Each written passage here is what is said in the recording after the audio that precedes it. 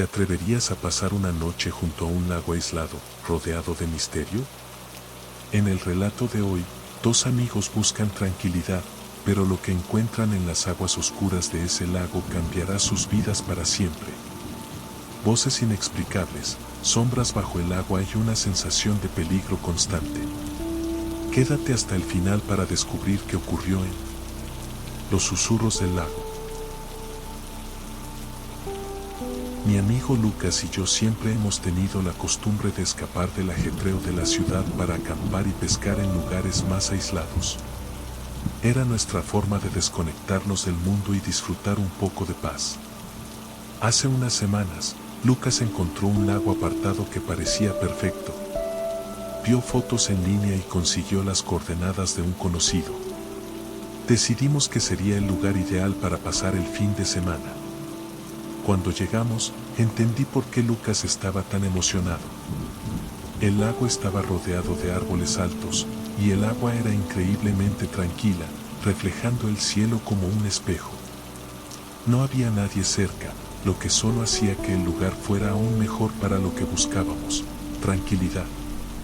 Sin embargo, los habitantes del pueblo más cercano parecían dudar cuando preguntamos por el lago.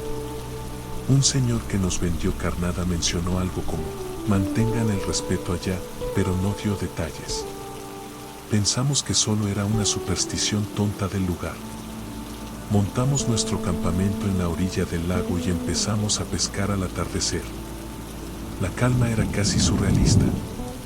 Nada más que el sonido del viento entre los árboles y el agua moviéndose suavemente con nuestras líneas. Sin embargo, por la noche, esa tranquilidad se rompió. Estábamos conversando junto a la fogata cuando escuchamos el primer ruido, algo parecido a un murmullo.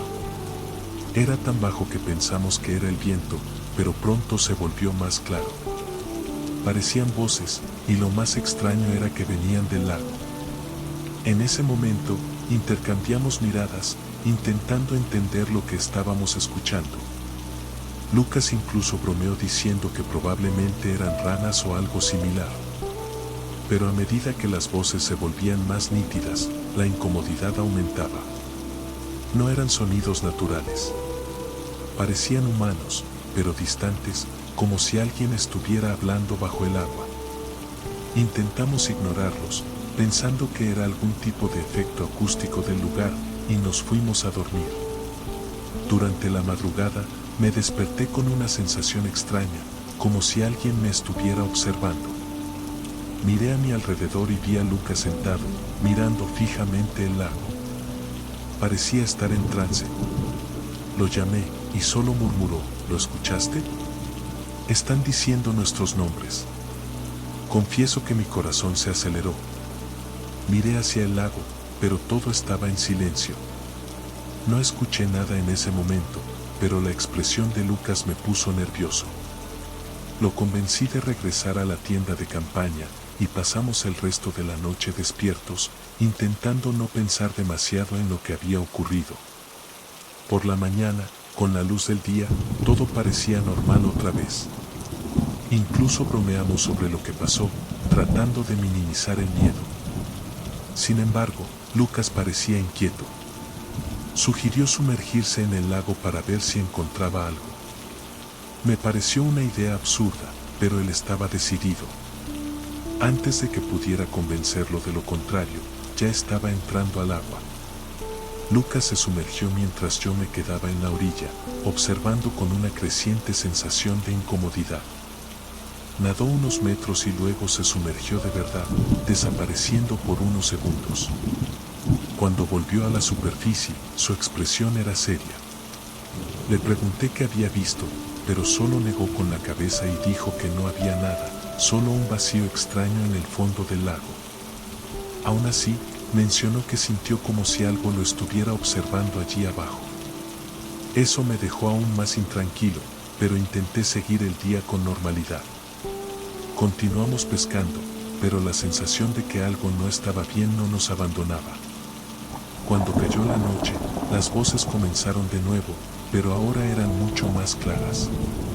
Era imposible ignorarlas. Parecían llamar nuestros nombres, uno tras otro, provenientes directamente del lago.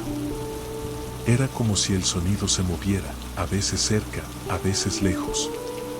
Para ese momento, Lucas ya estaba visiblemente afectado, y yo tampoco podía ocultar el miedo.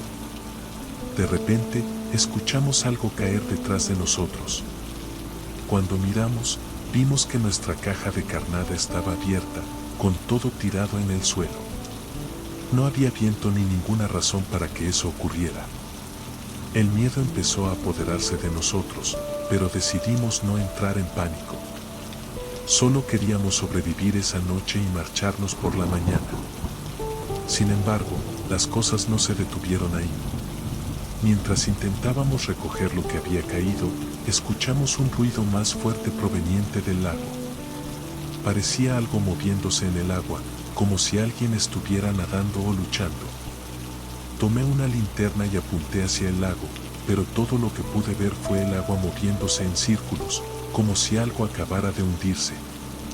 Lucas estaba a mi lado, respirando rápido, y dijo, «Hay algo ahí». No era una pregunta, estaba seguro. Mi instinto me decía que no me acercara, pero él, tal vez impulsado por la curiosidad o el miedo, comenzó a caminar hacia la orilla. Antes de que pudiera detenerlo, tomó la linterna de mi mano e iluminó el agua. Por unos segundos, parecía que no había nada, pero luego lo vimos. Algo se movía en el fondo, una sombra grande, lenta, que no tenía sentido. No era un pez, eso era obvio, pero tampoco parecía humano. Cuando la luz tocó esa cosa, simplemente se detuvo, inmóvil, como si supiera que la estábamos observando. Fue suficiente para nosotros. Lucas corrió de regreso al campamento, y yo no lo pensé dos veces antes de seguirlo. Decidimos que no valía la pena pasar otra noche allí. Empezamos a empacar todo de inmediato, aunque ya era de noche. Cada sonido proveniente del lago aumentaba nuestro miedo. Las voces no se detuvieron mientras desmontábamos la tienda. Al contrario, parecían volverse más intensas, ahora más cercanas y casi como un susurro directo en nuestros oídos. Nuestros nombres eran llamados de una manera que hacía que mi piel se erizara.